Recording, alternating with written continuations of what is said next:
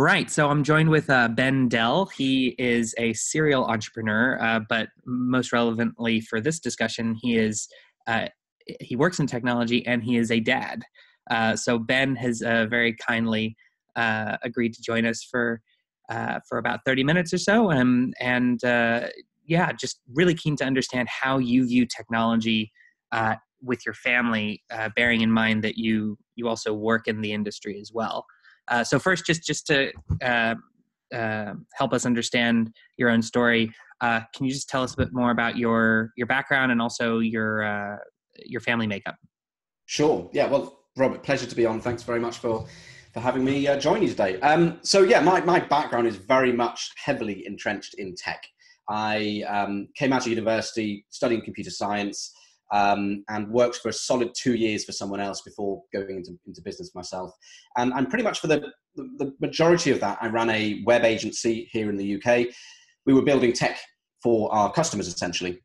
And then I transitioned out of that into building and launching our own SaaS products, our own technology pieces of software that we now sell monthly in various ways to our customers out there. And it's all very, ranging from marketing automation to all sorts of tools that generally help businesses succeed. That's kind of our sweet spot. That's the bit that gets me excited. But yeah, this idea of being a dad in technology is a really interesting one. So I'm interested to see where that goes. But yeah, just to sort of frame it, first of all, from a parental sort of standpoint, I'm a dad of three relatively young whippersnappers, 8, 6, and 3.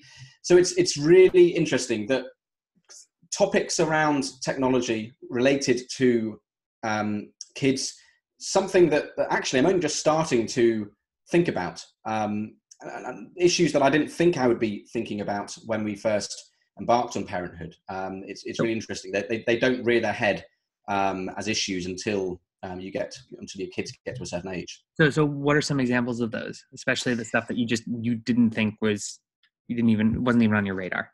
So I guess there's two categories or camps that immediately come to mind. One is just the basic policing of relevant or appropriate content.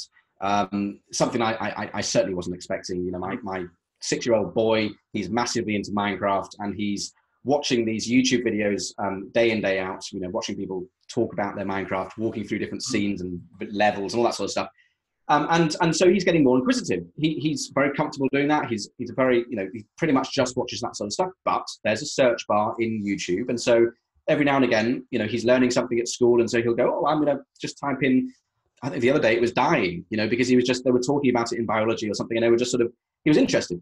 But of course, as a parent, you're sort of questioned then with, well, what sort of content is going to come back in YouTube if he types in the term dying? So there's the content sort of aspect. And then the other side of it is the usage part of it. And this is one that is really interesting, because this idea of do you or not control and try and police the amount of screen time that your kids have. Of course, you should to an extent, of course, but how far do you take that? Yeah. Because if I refer back to my childhood and the equivalent, it was watching TV or playing video games. And although it was more TV for me than it was video games, I think.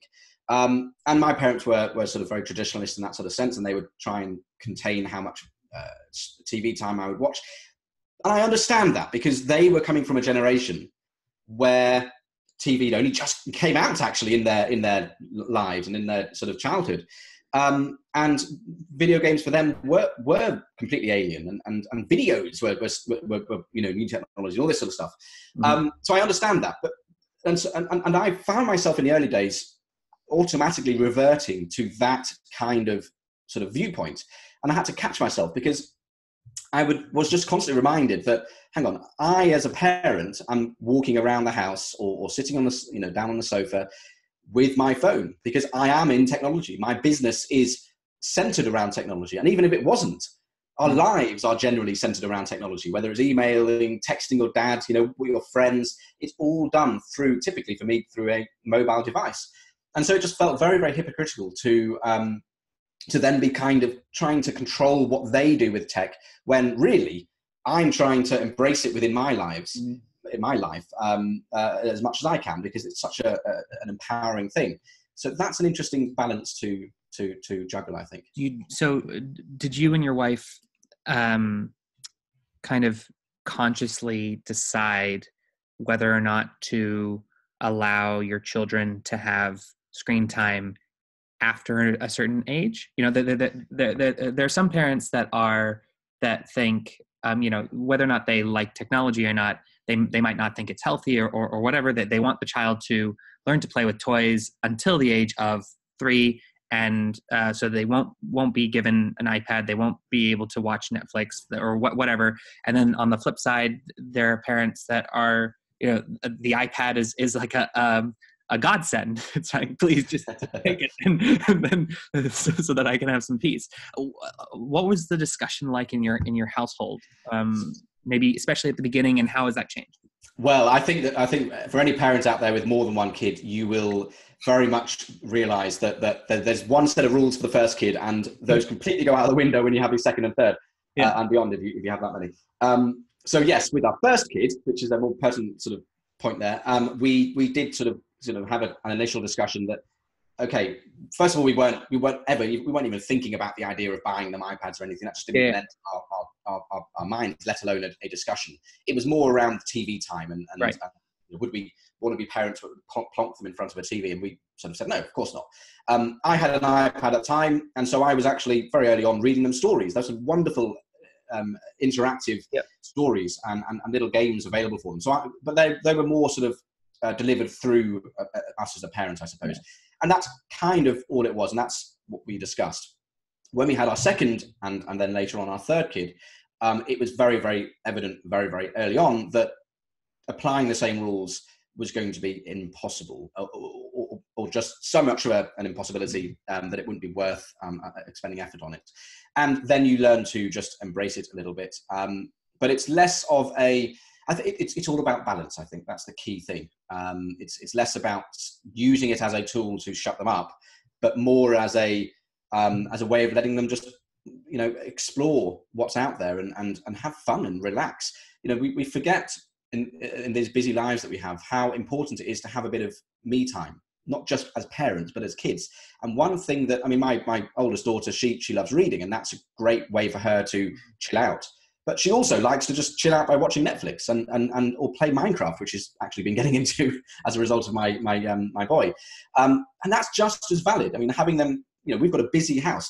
We've got a dog, 3 kids. It's noisy. So for them to be able to go away and sit on their bed and just chill out, with or without the iPad, we kind of have stopped making that distinction to a certain extent. We do kind of, let them know when we think they've been playing it for too long, perhaps. But within that reasonable boundary, we kind of don't make too much of a distinction. If they're just chilling out, enjoying their time, and actually with Minecraft, they're playing together. They're in the same worlds. They're talking in the real world about what they're doing in the virtual world. And so I think it's too simplistic to think that you can just say no to something, yes to something, and everything in between is just not good. So that's kind of my take on it. So we've talked a bit about actually is either controlling or looking at consumption by your kids with technology.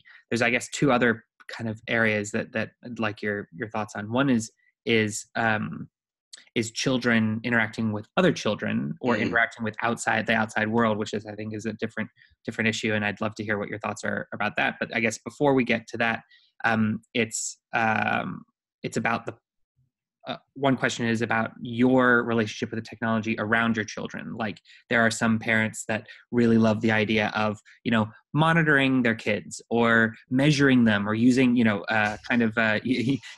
using technology to enhance the child's, the memories around what it is that they're, around all the memories that they're making with the child, using technology to do that. So have there been any kind of, so I guess one is what is your approach around that? Do you like the idea of a GPS tracker for your kids?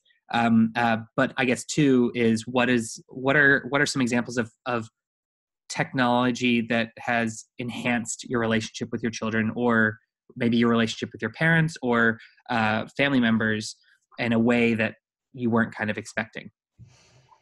It's like 20 questions in one. Yeah, that was a lot of questions. So There you go. I tend to say a lot, so it's probably good that you get them Yeah, all in yeah. now. I'll just So get them all out now. I can go off on one. So, yeah, I mean, some immediate ideas or examples that come to mind around the idea of how technology has helped embrace and enhance our family life, I guess are all to do with video and imagery. So, my wife and I have always shared our iPhoto library. Yeah. We're in the Apple ecosystem. And so we share the same account because that's the only way to share the same iPhoto library. So any photos we take and any videos we take go into the same library so we can see them on each other's phones. And once a year, I think it is, my wife will create a compilation of videos and some photos as one video, and she'll put it together as like a 30-minute movie, family video type of thing. And then that's put on our network drive, and then that's available on Apple TV as well as, it's in our Dropbox just for backing up and everything else. So we do quite often as a family, we'll just sort of, sit down on the couch and we'll just flick through family videos that my wife has put together over the years, or the one that she's just made for this particular year. And that's a great coming together sort of moment. But we're also seeing that my oldest daughter, she is, she's quite often now, she's got her own phone, but without cellular. She just wants it, just got it for the games and everything else. But she will take photos on it. So she's starting to get into that, and then she'll share them with us. And as a consequence, my youngest, the 3-year-old, he's taking photos now as he's walking. He'll sort of, terrible photos, and we generally don't keep them because they're just of people's heads and things. But he'll walk around us taking snapshots. And so it's I guess it's helping everyone feel comfortable with this idea of sharing memories and taking, that side of thing I quite like. It's an active way of using them using technology, but to also make their own kind of memories. Yeah, to a certain extent. Yeah, I mean, I think we're not yet at the stage where we're keeping the photo. Even at my daughter's age, the 8-year-old, they're not quite at this. They're not really meaningful, because this is also a problem with technology, particularly with photos. We can just die in a swamp of, or get lost in a swamp of too much content. So we do like to, have a keen eye as parents on the quality of the photos that we allow into our primary library. But so then I think the other question was around like what the outside world, right? Well, first, but yeah, before that, what's your view on technology targeted at parents managing, tracking, monitoring, engaging with their children? Were you ever tempted to buy GPS trackers to put on your kids if you went to Disney World or something like that? We actually did go to Disneyland in Paris, and we did get but it wasn't quite a GPS tracker. It was a Bluetooth proximity thing or something. Was it like a tile? I don't know. This was about 4 or 5 years ago. Okay. It wasn't. So now, why did you do that? Was it just because of interest? Was it because of a safety issue? Was it? Well, it was more the logistics of having more than one child, and we knew that it was going to be a busy place, and it wouldn't save the day necessarily because it's not GPS, but it would at least let us know if they've gone a bit too far away. Yeah. We knew they were always going to be on our hand, but you just never know. Yeah. Now we since never used it because it was just didn't help us in any sense, and as technology we couldn't trust it because it was Bluetooth, and we know how flaky Bluetooth is. Yeah. And we since have learnt as parents that actually we're pretty good at keeping on top of these things, and it was just really through fear, I suppose, more than anything else. The idea of monitoring, because with Apple in a recent iOS release, I think you can do a lot more tracking on screen time and break it down by categories, and you can shut it on and off. The problem is with my 2 younger boys, that 6 and 3-year-old, they're on, sorry to say this to my own inner self, non-Apple products, simply because they throw them about the place, and we're not going to give them an expensive product if they're going to stand on it, which they quite often do. So, but it means that the screen time stuff that Apple release isn't obviously compatible with that, and so I just sort of made an early sort of intuitive decision that I'm not going to do that for the admin side of it. But also, they work hard at school. They get homework every day. Yeah. They're happy kids. They come back from school really, really happy. They embrace their homework. We're happy with how they are behaving as humans and engaging with the real world. We don't feel the need at all to add an extra layer of stuff onto that. Plus, we actually do trust them quite well. I mean, my son, as I mentioned, he did, put in a couple of those search terms like how do you, what's it like to die and things like that, because he was just on his mind and he's being imaginative. But that, he knows what he's allowed to do and what he's not. And we've since put on YouTube Kids instead of the other one. And so there's a few learnings there, but he's now, more than happy to play in those spaces. So we trust them with what they feel they can do at this stage.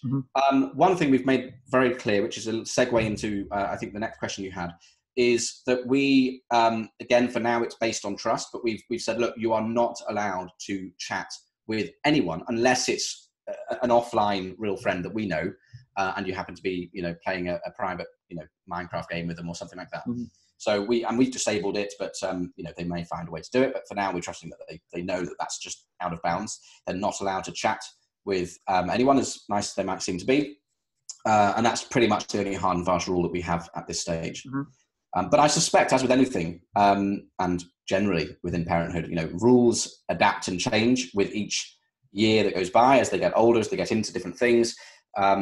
So it's something that we just are being flexible on. But for now, we're pretty much. So, like, especially for your eldest, since I guess she's, because she's the eldest and the most, the one with the Apple product, has she started to chat more with friends? And if yes, so, definitely. Are there specialized apps that they use, or do they just use WhatsApp, or like what is it that they use?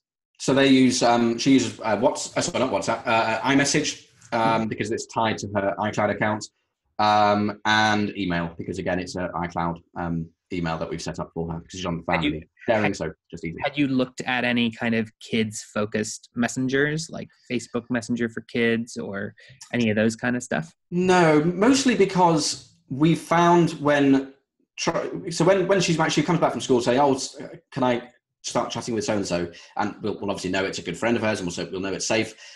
Then we know that the question is going to be around, okay, what do they have? Do they have an email address? And so the simplest common denominator, they pretty much all have iPhones, is what is their iCloud email address? And that either means they're going to have iMessage or iCloud email, and it's just a simple solution to that. And it's also technology that we have as parents, so as in email and message, SMS, well, not SMS, but iMessage, internet-based. So we know that if we need to just dig in and look at it, it's a technology that we understand. We can just quickly, check what they're doing and all that sort of stuff, and it's fairly straightforward.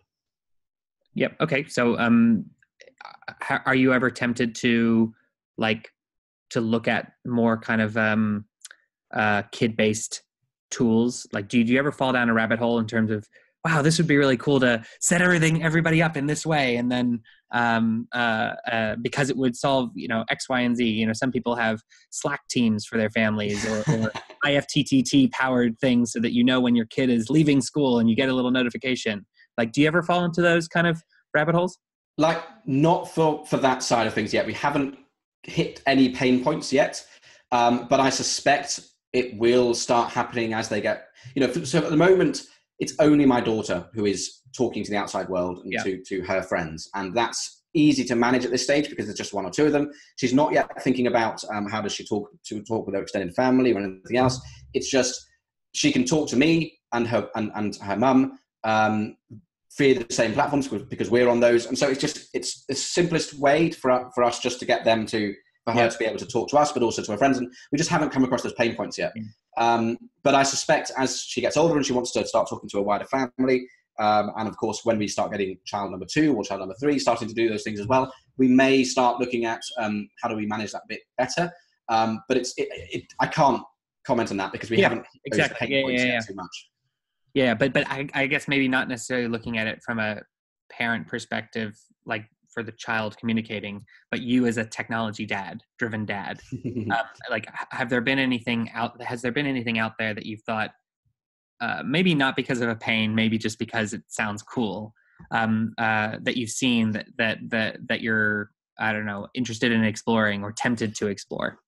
Well, obviously, I mean, we've known each other for a while, and obviously I'm following what Kindaba's doing, and it's, looking forward to seeing how that evolves, because I think that's a powerful platform once we as a family get into that slightly more mature sort of state that I'm looking into. But beyond Kindaba, there's nothing really that has tickled my fancy enough that makes me think there's something worth, really mucking about with as a tech dad to sort of really unearth it. The only real thing that I guess has been a pain, but it's less to do with communication, more just to do with basic account management, is around the iCloud family sharing and just the purchases within the app stores and those sorts of things, and how that's managed. That's the biggest pain for me as a dad at the moment, particularly because I've got my two youngest on non-Apple devices. I couldn't say the word there. And with purchases and everything else, I have to log in. I have to go to their device. I have to give the parents a thing. It'd be much easier if there was a way to sort of have that rigid thing. It may well be, but it's something I haven't really looked into properly yet. How about like educational toys? I don't know. Have you explored any of the coding games, or a robot that you have to learn how to program in order to do things? Like, are there certain things that kind of appeal to you as a parent? Maybe not necessarily for the kids now, but have you looked at stuff and said, you know what, that's actually a pretty cool idea? Like in terms of how to get technology to power learning. The short answer is no. Not in anything. Just not in terms of a particular or specific product as such. In terms of categories of things, I mean, my middle son, 6-year-old, has just started doing programming in school, and so yes, I suppose that exact example you gave there of programming on iPads and computers more generally is something that I would love to get him involved in. Years. And of course, my oldest daughter, if she shows an interest in it. But silly little things that actually I like the idea of them getting more into. HomeKit and automated home. We've got a bunch of stuff connected here, but I can see that getting more and more connected in the future. And I like the idea of actually them being able to control or at least access aspects of the house from their devices and start contributing to that. This might be silly things like just dimming the lights when when it's family movie time, but having them being able to participate in that. I quite like the idea of that. But quite frankly, what they're doing now, both of my two oldest with Minecraft, I'm actually, as a parent, embracing, because it's such an educational thing in many ways. It's logical. They're building things. They're having to, collaborate often when they're in the same world, trying to build things together. And they will literally, for those Minecraft people out there that know the terms, that they will literally spend most of the time in creative mode. They're not fighting zombies and things like that. Building world. They're literally building. They're constructing stuff, and I find that really healthy. Yeah.